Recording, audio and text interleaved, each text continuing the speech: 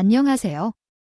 결혼한 지 3년이 지났고 서류는 깔끔하게 정리되어 있는 이혼한 30대 여성입니다. 어떻게 보면 신혼이라고 할 수 있는 기간 안에 결혼과 이혼을 하게 된 결정적인 원인이 저에게 없다고 말하기에는 어려운데 제 생각의 90% 이상은 신우에게 속한다고 말씀드릴 수 있어요. 원래 저는 아파트 상가 구석에 미용실을 운영하고 있었고 남편은 그냥 일반 회사원이었습니다. 둘 다 수입이 많지 않아 결혼 후에는 애를 낳기 전에 우리 둘의 안정적인 생활을 우선으로 생각했습니다. 결혼하면 모든 것이 순조롭게 해결될 것이라는 희망으로 결혼했고 그 결과 결혼 후에는 생각보다 많은 단골들이 생기고 장사가 잘 돼서 가게를 확장할 수 있었습니다. 그런데 장사가 너무 잘 돼서 혼란스러운 상황에 처해 있습니다. 옮겼는데 기존 상가 자리가 정말 좁거나 2명 정도만 들어갈 수 있는 곳일지도 모릅니다. 다들 결혼하고 강의가 있는 상점으로 넓혀지는 소식에 축하 전화를 받고 있었는데 어떻게 그런 말도 안 되는 전화를 받게 되었습니다. 심지어 새벽 2시예요. 좋은 소식도 단점으로 깨우치게 될 때 짜증이 증폭될 것 같은데 그런 상황에서 전화를 받자마자 큰 소리로 소리치는 신우 때문에 놀랐습니다. 아니, 올케는 어떻게 그럴 수 있어? 사람이 참 깊이 인정머리가 없다고 되게 너무한 거라 생각했습니다. 내가 이혼하고 고생하며 살아가는 것을 너무 잘 알면서도 저렇게 혼자 사는 것이 너무 편해지거나 행복해져 너무 지나치다고 생각했습니다. 아니에요. 새벽 2시에 하는 말투였어요. 조심스럽게 말하는 것도 아니고 소리를 지르면서 신우이가 화를 냈거든요. 당황했어요. 그리고 잠이 왔네요. 그래서 제가 무슨 말이냐고 물어봤어요. 네, 형님, 그게 무슨 말이에요? 제가 혼자 잘 먹고 잘 산다니까요. 제가 어리둥절히 하면서 형님께 그게 무슨 말이냐고 물었어요. 근데 시어머니가 전화를 받았어요. 저는 제가 미안하다고 말하는 줄로 알았어요. 남들은 잘 때에 전화해서 소리치는 것 아니잖아요. 근데 시어머니는 신우의 행동에 사과하지 않고 또 나에게 호통을 쳤죠. 그때의 신우를 데려다가 교육 좀 시키라고 했었잖아요. 그랬으면 얼마나 좋겠어요. 내 가게를 확장하면 우리도 함께 좋지 않겠어요. 경사에게 축하해줬을 텐데 혼자 살 수 있다고 하면서 그렇게 우리 애랑이라는 게 싫어했으면 너 혼자 잘 먹고 잘 살려고 그랬던 거 아니야? 지금이라도 데리고 가서 교육 좀 시켜봐라. 그럼 더 잘 될지 누가 알아. 둘이서 나한테 원한을 쏟던 애들에게 소리를 쳤습니다. 남편에게는 3살 많은 신우가 있었는데 제가 결혼 준비할 때쯤 이혼을 했거든요. 요즘에는 워낙 이혼하는 사람들이 많다고 하기도 했었고 신우의 일이라 보니 자세한 상황을 듣지 못했습니다. 남편도 얘기를 안 해주고 저도 따로 안 물어봤거든요. 근데 시어머니가 신우 남편 욕을 자주 하는 얘기를 들었습니다. 그래서 남자 쪽에서 잘못을 해서 이혼을 했나 보다 싶었죠. 그러면서 우리는 시어머니랑 함께 살고 있습니다. 사실 신우이가 저랑 만나는 것이 얼마나 자주 이루어질지 모르겠어서 큰 관심을 두지 않았습니다. 그러나 시어머니는 항상 신우를 챙겨달라고 이야기하셨어요. 제가 보는 바로는 신은 저보다 5살 어린데 신을 챙겨야 한다는 것을 이해하기가 쉽지 않았어요. 그럼에도 불구하고 항상 웃으며 노력해보겠다고 말씀드렸는데 이것이 문제가 된 것 같습니다. 결혼한 후에 시어머니가 저를 불러서 신우를 미용실에 데려다주고 알려주라고 했습니다. 내가 예전에 신우를 챙기라고 했지? 얘가 자라서 아르바이트나 해본 적이 없어. 그러니까 내가 데리고 다녀서 이것저것 가르쳐 줘봐라. 미용 일은 누구든 배우면 할 수 있는 일이야. 그리고 다른 가게가 아니고 내 가게니까 신우와 함께 하는 거잖아. 일을 하면 얼마나 좋겠겠니? 어머니, 미용 일도 해본 사람이나 해보지 않은 사람은 못해요. 그리고 형님은 그런 자격증이 하나 없으시잖아요. 차라리 컴퓨터 자격증을 하나 따서 다른 회사에서 일하는 게 더 나을 거예요. 제가 노력한다는 게 이런 일이 아니었는데, 그리고 미용 일이라는 게 상대에 대한 배려가 필요하잖아요. 주변 미용실과 경쟁해야 할 것들이 2-3개가 아닌 것이에요. 제 가게에서 일하게 되시면 제가 이것저것 시켜야 할 것이고 형님이 제 말을 듣지도 않을 것 같고요. 그러니까 내가 옆에서 차근차근 가르쳐주면 되는 거지. 가족이 좋은 건 뭐냐면 이럴 때 도와주고 그러는 것이잖아. 그리고 내가 머리를 만져주고 우리에게 카운터라고 지칭하면 되는 거잖아. 꼭 다른 사람의 머리를 만질 필요는 없어. 일을 시키는 것이 괜히 불편하다면 카운터 정리 정도만 시키고 월급을 주세요. 그 사람도 일을 생각해 먹고 사는 거야? 저희 가게는 좁아서 2명이 함께 일할 공간이 부족해요. 저희 미용실에 오는 손님도 많지 않은데 왜 따로 카운터를 뽑아야 하나요? 제가 돈을 많이 벌고 있는 상황이라면 함께 일하거나 도와줄 텐데 저희 미용실에서 번 돈으로도 겨우 살고 있어요. 진짜로 미용을 배우고 싶다면 미용 자격증을 따려고 노력해보세요. 시어머니가 몇 차례에 걸쳐 신우와 함께 미용실 일을 하라고 제안했지만 제가 거절했습니다. 20대가 아니고 대충 사람을 보면 감이 오잖아요. 만약 신우가 성실한 사람이었다면 함께 일해볼 만도 했을 거예요. 신우는 그런 스타일이 아니었어요. 명절 때도 제가 열심히 일하고 있으면 옆에 와서 몇 개 집어 먹어보고 자기가 좋아하는 건 더 하라고 잔소리하고 맛이 없네 이런 말만 하는 사람이었거든요. 제가 계속 웃으면서 거절하니 언젠간 내가 신우를 데리고 일할 거라며 시어머니가 틈만 날 때마다 말씀하셨습니다. 문제는 신우도 헛바람이 들어서 저에게 보는 일 같이 하자고 하더라고요. 내가 얼마다 해줄게. 미용실도 그런 사람 필요한 거 아니야? 옳게 가서 있는 것보다는 내가 서서 카운터도 보고 앉아 있는 게 손님들 데려오기 더 쉽지 않겠어. 내가 월급은 적게 받을게. 월에 200만 원 내가 너무 적게 받지 웃으면서 거절하니. 생각했던 걸까요? 그래서 저는 몇 번 단호하게 거절했습니다. 우리 미용실에서 함께 일하는 것은 어려울 것 같아요. 다른 회사를 찾아보시거나 하세요. 그리고 저번에도 말씀드렸지만 저는 형님과 함께 일할 생각이 없어요.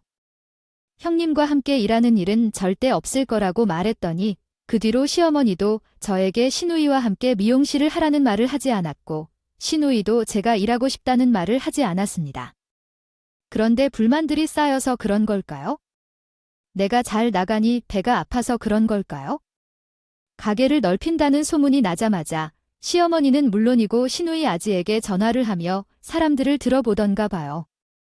그래서 남편에게도 말씀했어요. 다른 사람들은 내 가게에서 일하기를 원하지 않거든요. 넓히기 위해 추가적으로 노력해 주시려는데 왜 어머니와 형님은 그렇게 제게 놔두고 안 달려주십니까? 그리고 미용 자격증을 취득하면 함께 일해볼 생각을 하겠다고 말씀드렸는데 거절한 것은 형님입니다. 그렇다는 것이죠. 새벽에 저런 말을 들어야 하는 걸 당신은 내가 그런 얘기를 듣는 걸 알고 있는데도 그렇게 편히 잠을 잘 수가 있어요? 누나가 이혼하고 예민해하는 걸 알면서 그렇게 행동할 수 있어?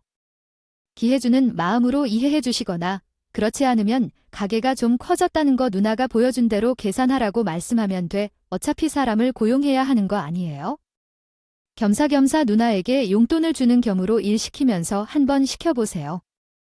생각보다 능력을 잘 발휘할 수 있어요. 월 250만 원 정도를 주면 충분할 거예요. 남편은 신우에게 용돈을 주면서 일 시키라고 생각해보세요. 그러나 남편이 형님에게 영락을 챙겨준다는 사실을 알고 있었어요. 저도 남편도 둘 다 돈을 벌어서 통장을 합치지 않고 각자 관리하면서 생활비만 모아서 사용했습니다. 그래서 남편이 따로 영락을 챙겨주는 것이 있었어도 이혼하게 될 신우가 마음에도 걸리고 시어머니도 매번 저에게 앓는 소리를 하니까 그냥 놔두었어요. 그런데 제가 일하라는 소리를 하고 돈을 더 챙겨주라는 말을 듣자 화가 났어요. 누군가는 땅을 파서 직장하는 게 아니잖아요. 내가 12시간씩 일해 어렵게 벌어낸 돈을 그냥 넘겨주는 사람한테 250만 원이나 주라는 말이라니 그 정도를 받으려면 어느 정도의 미용 기술을 알아야 할 거 아닙니까? 아니죠. 불쌍한 것 같아요. 그리고 저도 거기서 평생 그렇게 계속 있을 거예요. 본인도 좀 하고 있겠지만 다른 일을 알아보거나 할 거고 누나는 잘 사는 게 중요한데 그러면 당신이 스트레스 받는 일도 줄어들 거예요. 좋은 방향으로 생각하세요. 솔직히 말해서 형님이 이혼하신 후에 계속 아무것도 안 하고 계시는데 혹시 열심히 사시려고 애쓰셨으면 나도 이와 같이 행동하지 않았을 거예요. 또한 내가 결혼할 때 형님이 이혼하셨기 때문에 1억을 받지 못했을 때도 어쩔 수 없다고 생각했지만 지금까지 계속 이런 모습을 보이시는 게 좋지 않은 것 같아요. 그리고 여태까지 형님이 온 돈을 챙겨주는 것도 모를 거예요. 그것도 나는 아무것도 안 한다고 생각하지만 제 남편과는 매번 신우익 때문에 다투는 일이 있었지만 그때마다 남편이 먼저 미안하다고 했어요. 제가 답답해하니 남편을 잡으려 했지만 그래도 남편이 맞춰주려고 노력하는 모습을 볼 수 있었어요. 매번 넘어갔었고 시간이 지나면 신우도 조금 괜찮아질 거라고 생각했거든요. 그런데 제가 결혼한 지 1년이 되던 해 신우희가로 나타났습니다. 신우희가 있다면 새로운 사람을 만나 결혼할 수 있겠다고 생각했죠. 하지만 어느 날 신우희가 없는 채 얼마나 오래 견뎌줄 수 있는지 물었습니다. 요즘 나랑 만나는 사람도 있을 텐데 이번에 결혼하고 싶은데 얼마나 붙어 있어 줄 수 있어? 이번 결혼은 느낌이 좋아서 잘 될 것 같아. 하나부터 10까지 안 맞는 게 없다니까. 역시 결혼할 때 이런 사람이랑 해야 됐어야 했는데. 하지만 아무래도 내가 하는 재혼은 우리 집의 여유로운 모습을 보여줘야 될 것 같은데 형님 결혼하시는 우리는 왜? 돈이 없어서 못하고 있어요. 우리가 돈을 보태주고 싶어도 돈이 없어요. 그래서 저희는 아이도 못 가지고 있고 일만 하며 사는 거예요. 형님, 결혼하려는데 돈이 어려워서 가전이나 가구 하나 사줄게요. 정말 돈이 필요하면 100만 원 정도 줄게요. 성급하게 준비하지 말고 천천히 준비해보세요. 급하게 하면 안 되는 일도 생겨요. 만난 지 얼마 안 된데 결혼에 대해 언급하는 게 좀 이상하죠. 그냥 가전이나 가오 하나 사주고 끝낼 생각이고 100만 원이 너무하는 거 아니에요? 이번에 가게를 넓히면 돈을 좀 벌 수 있을 것 같아요. 나한테 도와주는 게 아깝다고 생각 안 해요. 만약 제가 좋은 사람이라면 그런 거예요. 천천히 알아보세요. 어른과 같이 차가운 태도로 사람에게 말을 하니 불쾌했습니다. 본인이 결혼하는데 돈을 당당하게 요구하는 모습에 이해할 수 없었습니다. 도와달라고 사정을 했음에도 지금 돈을 맡겨주고 있다는 식으로 달라고 하는 것이 놀라웠습니다.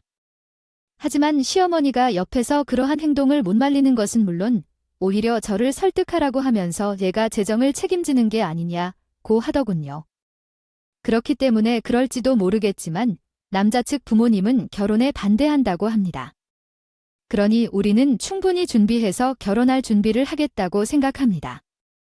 그러면 상대방 부모님도 결혼 반대하지 않으실 거라고 생각합니다. 얘가 너무 좋아서 결혼해야 한다고 하니 우리는 이렇게 도와주길 바랍니다. 우리도 아이를 낳기 위해 돈을 모으고 있으니 진심으로 협조 부탁드립니다. 없어요. 그리고 없으면 없는 대로 결혼하는 거죠. 저희도 그렇게 결혼했잖아. 형님이 어린애도 아니고 어느 정도 생각하시고 결혼하신다고 하는 거 아니에요?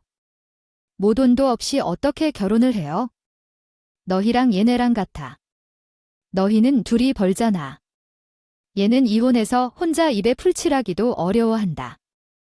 너무 그러지 말고 좀 도와줘 봐. 얘가 잘 돼야 너희도 잘 되지 않겠어. 너무 많은 게 부담스러우면 1,000만 원 정도는 어떠니?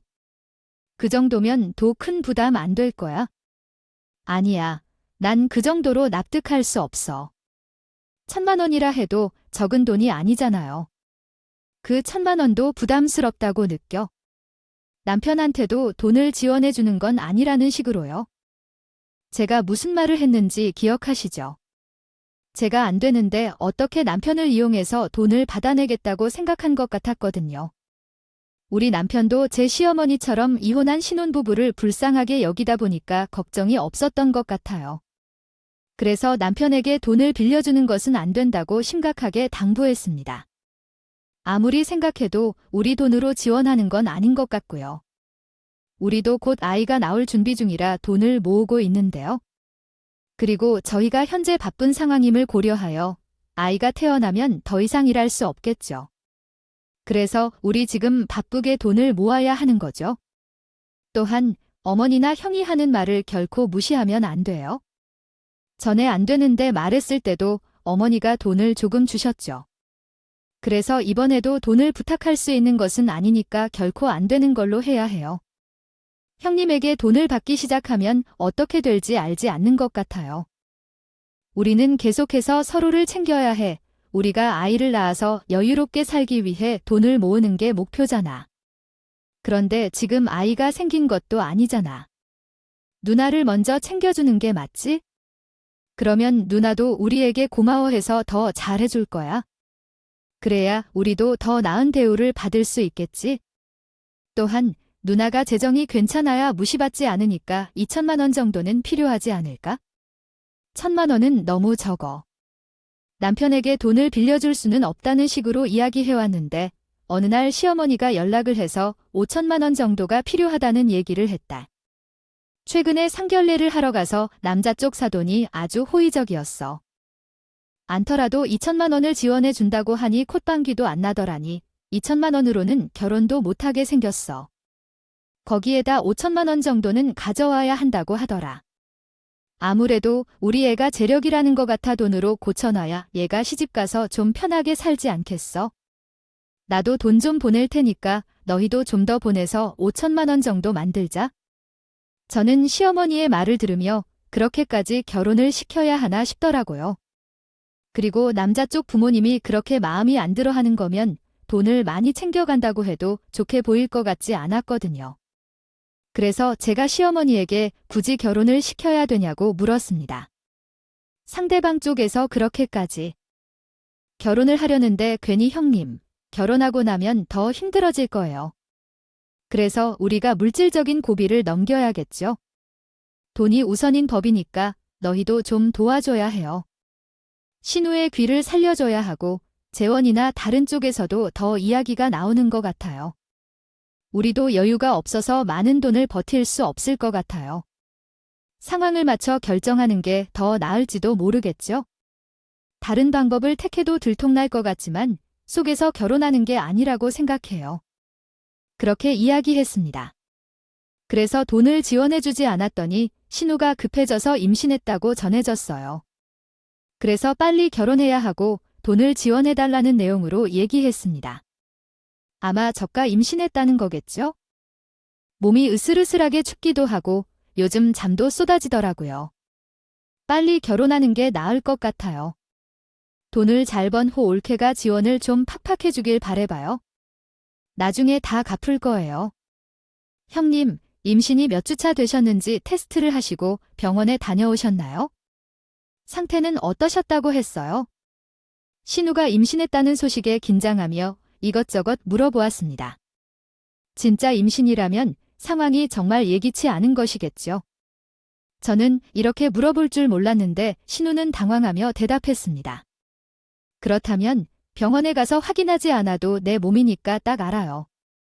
나 지금 임신한 거야? 몸에서 바로 임신 여부를 알 수 있으니까 테스트를 왜 해야 하는지 무슨 의미가 있는지요? 나 임신했으니까 돈 좀 보태줘라며 강요하는 것은 적절치 않습니다. 보세요. 느낌만으로 임신한 것 같다고요? 테스트 킬로 확인은 아직 안 했어요. 어떻게 확신을 하시나요? 처음 전화 통화를 했을 때 정말 놀랐어요. 진짜 임신을 했나 싶었거든요. 근데 들어볼수록 앞뒤가 안 맞더라고요. 애를 둘이나 낳은 제 친구도 이런 느낌이 없다고 했는데 애 한 번 안 낳아본 신우가 어떻게 그 느낌을 알겠어요. 그냥 배만 나온 것 아닐까 생각해요. 그래서 돈을 보태달라고 계속 말하더라고요. 그래서 시어머니들한테 말하기로 했어요. 테스트키를 사서 신우에게 주었습니다. 임신한 것 같다고 말하셔서요. 제가 테스트키 사왔어요.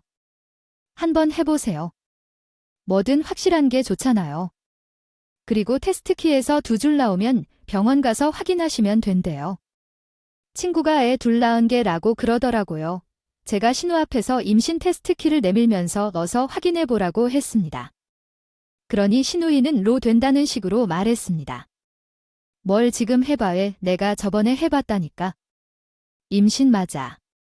그리고 지금 내 몸 상태가 임신이라고 하는데 뭘 그러니까 나 결혼하게 돈 좀 보태줘. 올케가 돈을 보내줘야 내가 결혼을 하지? 신이 이렇게까지 해서 돈을 달라고 하는 모습을 보니 애잔한 마음이 왔습니다. 들은 대화 내용을 더욱 명확하게 요약하고 존댓말로 다시 작성하겠습니다.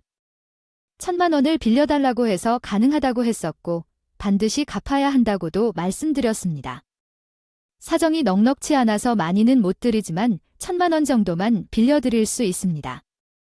빌려드리는 거니까 나중에 꼭 갚을 것이니 걱정하지 않으셔도 돼요. 몇 천만 원 주는 것도 아니라서 빌려준다고 하는 것 알겠습니다. 우선 돈을 보내주시고 돈을 잘 벌어서 윗분한테 돈 받는 것이 어려워서 이 정도로 받아야 하는 건가 모르겠네요. 신우 씨도 저에게 돈을 받을 때에도 이렇게 궁시렁거린다고 하더라고요. 주고 싶지 않은 생각이 들었지만 미운 놈나 더 주자는 마음으로 1,000만 원을 빌려드렸습니다. 물론 이 돈은 선물이 아니에요. 어차피 받을 생각하고 있었으니 신우이로부터 흘러들어왔어요. 근데 그 소식을 듣은 남편이 저에게 연락해서 뭘 그렇게까지 하냐고 하더라고요.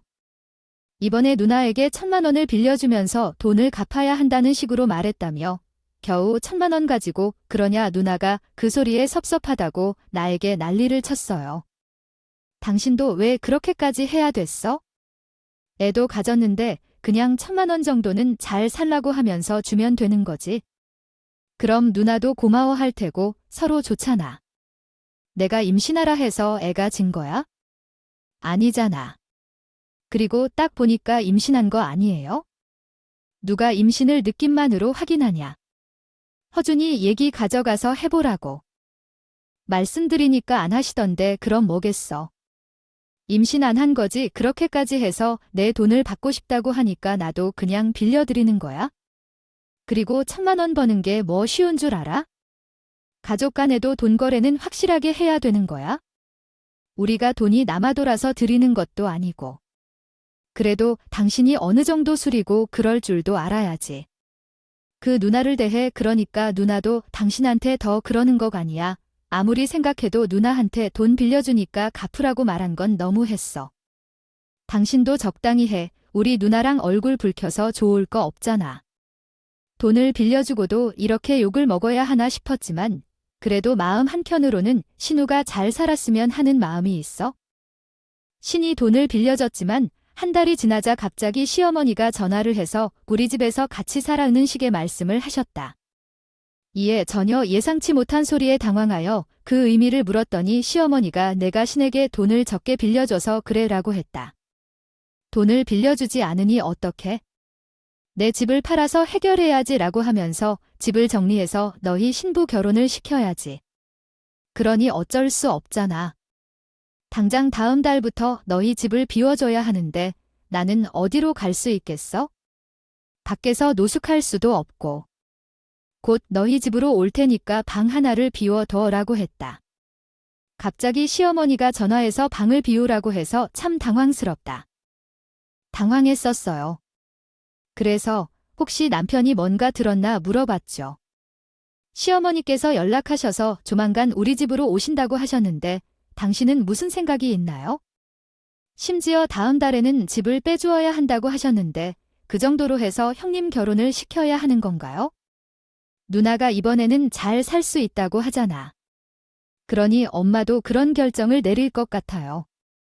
우리가 돈을 많이 보태줄 수 있었다면 엄마 집은 팔지 않아도 되겠지만 우리는 1,000만 원밖에 못했어요.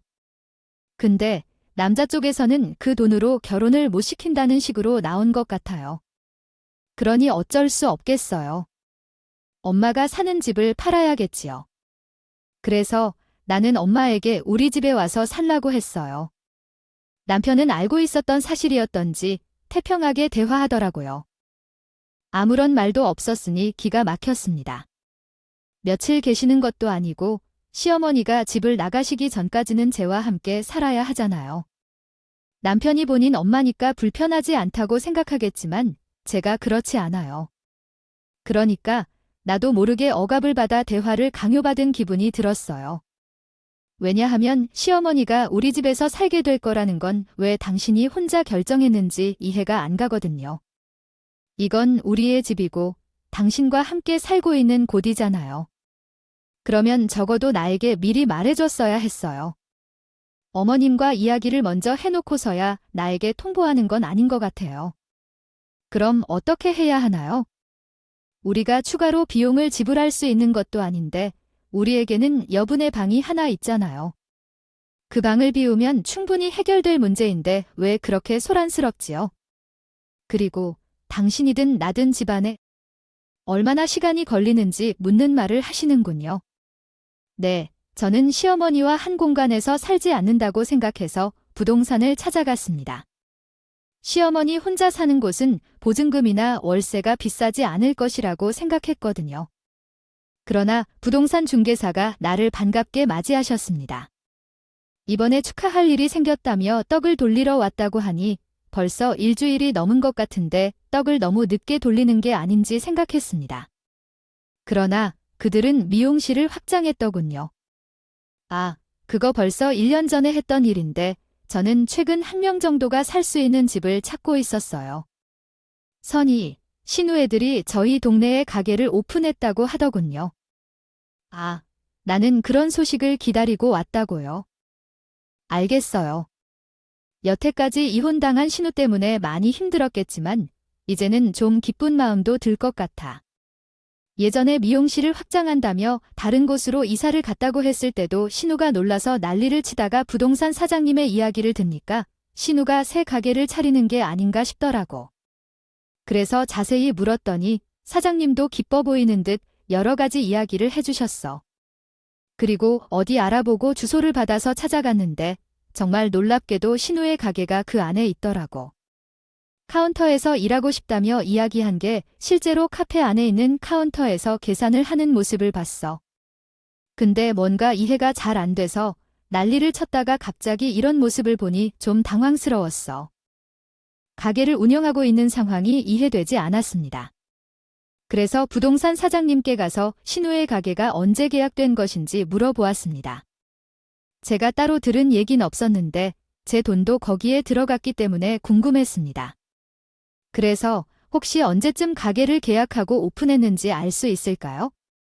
옆 동네에서 마련한 여인에게 감춰두고 보았더니 한 달 전쯤에 계약금을 내고 공사를 시작했다고 하더군요.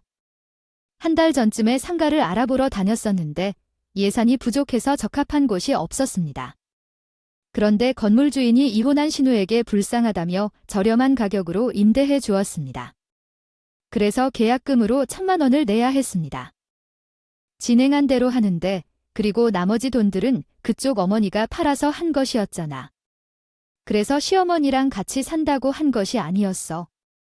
며느리 집에 산다고 엄청 자랑하고 다니셨던 부동산 사장님의 말씀을 들어보니 신우가 결혼하려고 저한테 돈을 가져간 것이 아니라 가게를 하려고 했던 거였어요. 가게를 한다고 하면 제가 돈을 안 줄 것 같으니 재혼할 거라고 얘기하면서 불쌍한 척하며 돈을 받으려고 했던 거였어요. 그리고 이혼하고 돈도 못 버는 신이가 불쌍해서 시어머니 집을 팔아가게 하나 차아준 거였죠. 이제야 모든 상황이 맞다는 거였고요. 물론 솔직하게 가게를 하고 싶다고 말했어도 돈을 많이 받을 계획은 없었겠지만요. 빌려주거나 하진 않았을 텐데 저를 속이신 것이 매우 심각한데요. 시어머니는 자기 딸이 불쌍하다고 그래서 그렇다 쳐도 남편까지 속여서 돈을 가져간 것이 가스러웠어요. 시어머니한테 연락이 왔고 우리 집 아이가 내려오라고 했어요. 내가 연락하면 제대로 대답할 거라 생각했는데 왜 이렇게 늦게 나와? 이거 들어. 내 좀 챙겨왔어. 방은 어느 정도 비워뒀지? 시어머니는 집안을 가득 들고 오더니 함께 우리 집으로 올라왔어요. 시어머니는 우리 집에 들어와서 이리저리 방을 둘러보셨어요. 내가 안방 쓸 거니까 화장실 가까운 이 방 지금 정리해. 그래야 내 집이야. 나는 더 이상 나갈 곳이 없으니까요. 포기하지 말고 방을 비우지 말라. 괜히 큰 소리가 나오게 하지 말라. 어머니께서 어떤 작은 방을 쓰시는데 그냥 안방을 넓게 쓰시는 게 좋을 텐데요. 그리고 화장실이 방 안에 있는 게 편하지 않을까요? 아마도 내가 안방을 쓰는 게 더 좋을 것 같아요. 내가 이번에는 좀 좋은 짓을 하는구나. 그래야지 시어머니가 작은 방을 쓴다고 해도 며느리는 안방을 써야 하는 거다. 오랜만에 마음에 드는 일을 하네.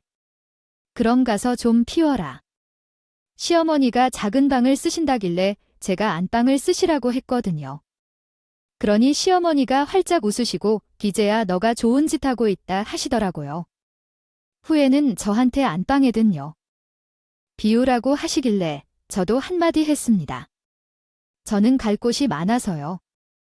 저희 집 안방 사용해도 괜찮아요. 아, 그리고 제가 제 형님 결혼 선물로 세탁기 하나를 주문했거든요. 근데 주소를 알아야 해요. 그래서 어머님 전화번호로 연락이 갈 거예요. 오늘 오후에 연락 준다고 했는데 제가 갈 곳이 많다고 얘기하며 신우의 결혼 선물 받을 주소 때문에 시어머니께 전화가 올 거라고 말씀드렸습니다. 그러니 시어머니가 당황한 표정으로 저를 쳐다보더라고요. 근데 그 순간 시어머니의 휴대폰이 울렸어요. 시어머니가 주저하면서 전화를 안 받으려고 하시더라고요.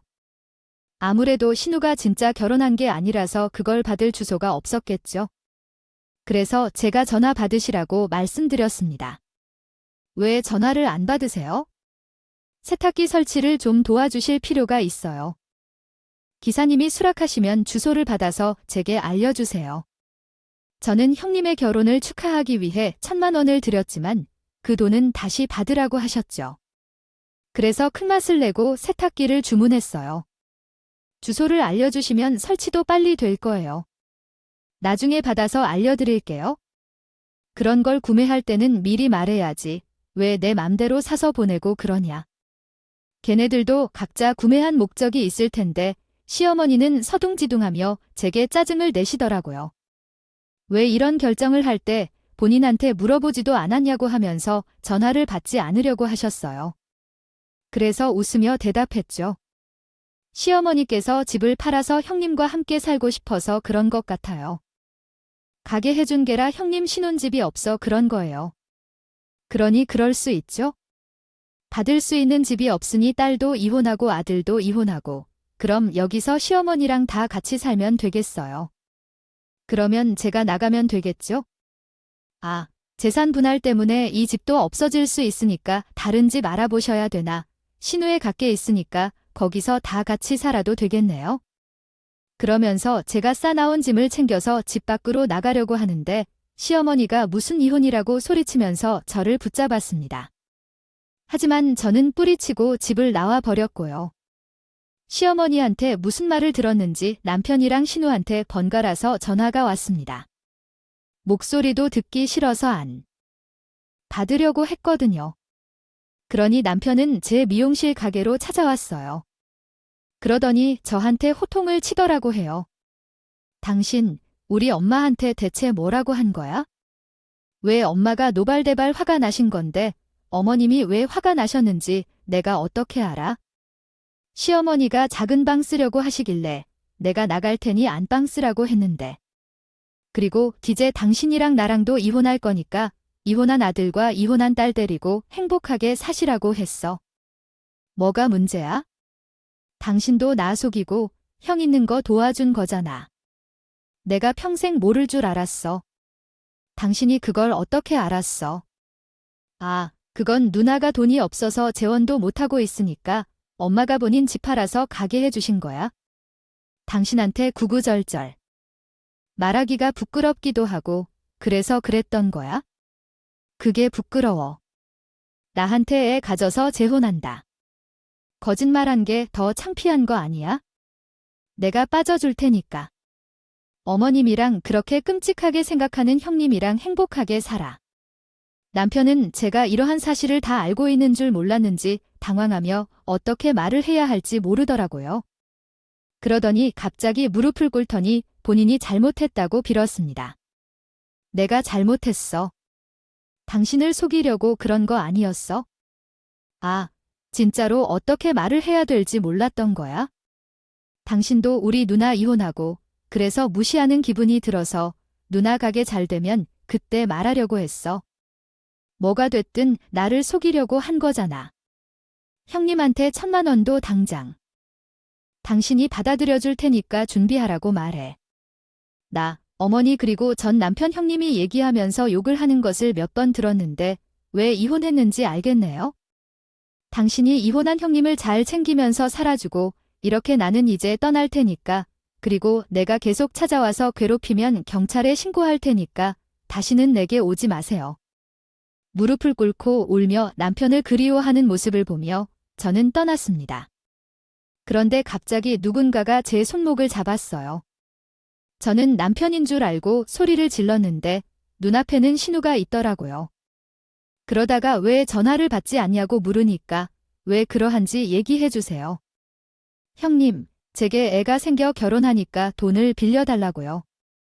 제 동생이 전자론 묘한 긍지 다짐으로 해서 돈을 구상 형님 가게 하는데 만든 일이에요. 그러니까 어머니가 집을 팔고 우리와 함께 산다고 온 거거든요. 그래서 동생이 이젠 반납할 거라고 누나랑 사이좋게 이혼해 어머님이 좋아하실 거예요. 그때 어버버하며 말도 못하겠더라고요. 그 모습을 보니 너무 웃겨서 혼났어요. 하지만 신우는 제가 예상치 못한 반응을 보여주니 당황했나 봐요. 내가 이혼한다고 하니 막아야겠다 생각한 건지 저한테 사과했어요. 이런 식이 아닌데요. 혹시나요. 알다시피 내 상황이 좀 안 좋았잖아.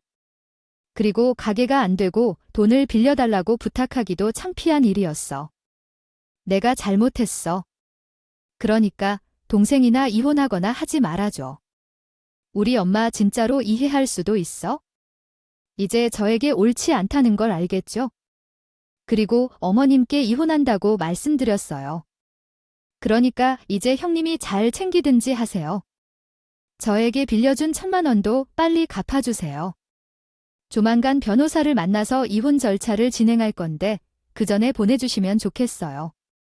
안 그러면 형님한테 소장을 보내야 되니까요. 서로 번거롭잖아요. 다음 주까지 1,000만 원을 보내주시지 않으면 법적 조치를 취할 거예요. 법에 따라 진행한다고 말씀드리니 신이 가만히 계시다고 하신대요. 돈을 보내겠다고 하더라도 정말로 그 말을 한 지 30분도 안 돼서 돈이 입금됐습니다. 그것을 보면서 법이 무서워지긴 하구나 생각이 들었습니다. 그리고 저는 남편과 이혼하게 됐습니다. 남편은 다시 우리 가게에 오면 신고한다고 해서 그런지 매번 저희 가게를 멀리서 바라보고 갔습니다.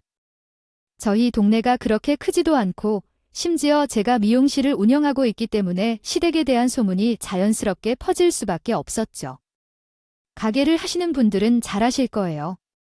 동네에서 장사하려면 소문을 잘 관리해야 되거든요. 근데 신우는 소문이 너무 안 좋게 나와서 가게가 잘 될 턱이 있나요? 다들 수근수근하면서 신이 가게를 운영하지 않아서 6개월밖에 되지 않았는데 결국 문을 닫게 되었어요. 정말 마음에 새겨져 있는 말씀이에요. 예전에 제가 가게 운영을 잘해서 확장했을 때 가장 힘들었던 사람은 신우였거든요. 그래서 본인이 가게를 한다고 해도 성격이 어디 가게 있을 수 없겠죠. 그래서 사람들도 찾지 않고 소문도 좋지 않아서 더 찾지 않게 된 거예요. 신우가 가게 문을 닫는 날에 제게 와서 한마디 했어요. 너 때문에 내 가게가 망했어. 이제 속 편해. 내가 어떻게 소문을 내고 다니게 되었는지. 너 가게는 잘 될 것 같아요. 제가 소문을 내서 가게가 망한 거겠지만 본인의 성품을 한번 돌아보세요. 세상 사람들 다 아는데 본인만 모르는 거예요. 모를 거예요. 가게 운영이 그렇게 쉬운 일이었으면 사람들이 다 성공했을 텐데요. 다른 곳에서 가게를 하시려면 마음속을 곱게 써야 해요. 그래야 사람들이 찾아오게 될 거예요. 제가 한마디도 지지 않고 받아치기만 하는 태도는 사람들을 떨어뜨리게 해요. 그런 후 신은 물론이고 남편이나 시어머니를 본 적이 없어요. 눈에 거슬리는 것이 없어지니 너무 편해지고요. 우리 가게를 찾아오시는 분들이 이야기해 주시기를 소문이 너무 좋지 않아서 다른 지역으로 이사를 갔다고 하더라고요. 그곳에서는 잘 지낼지 모르겠네요. 누군가는 이혼한 제 모습을 보면 긴생 실패했다고 말할 수도 있고 이혼한데도 잘 살고 있는 모습이라고 생각할 수도 있을 겁니다. 저 역시 결혼하기 전까지는 이혼이 일어날 일이 없을 거라고 생각했거든요. 그러나 누구에게나 일어날 수 있는 일이죠. 할 수 있는 것입니다. 제가 이혼하고 힘들 때 읽게 된 글이 있었는데 이혼은 더 행복해지려는 게 아니라고 하더라고요. 오히려 불행해지지 않기 위해서 하는 거라고 하는데 정말 그 말이 딱 맞는 것 같아요. 지금까지 이혼하지 않고 살았다면 저는 계속해서 신우의 뒷바라지하고 시어머니랑 남편을 챙기면서 살아야 했을 거예요. 그래서 저는 후회하지 않아요.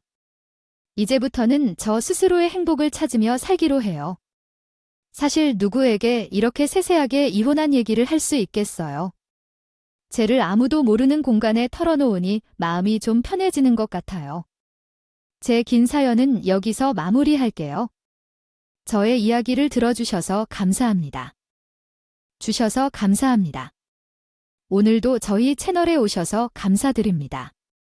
더 좋은 이야기로 찾아뵙겠습니다.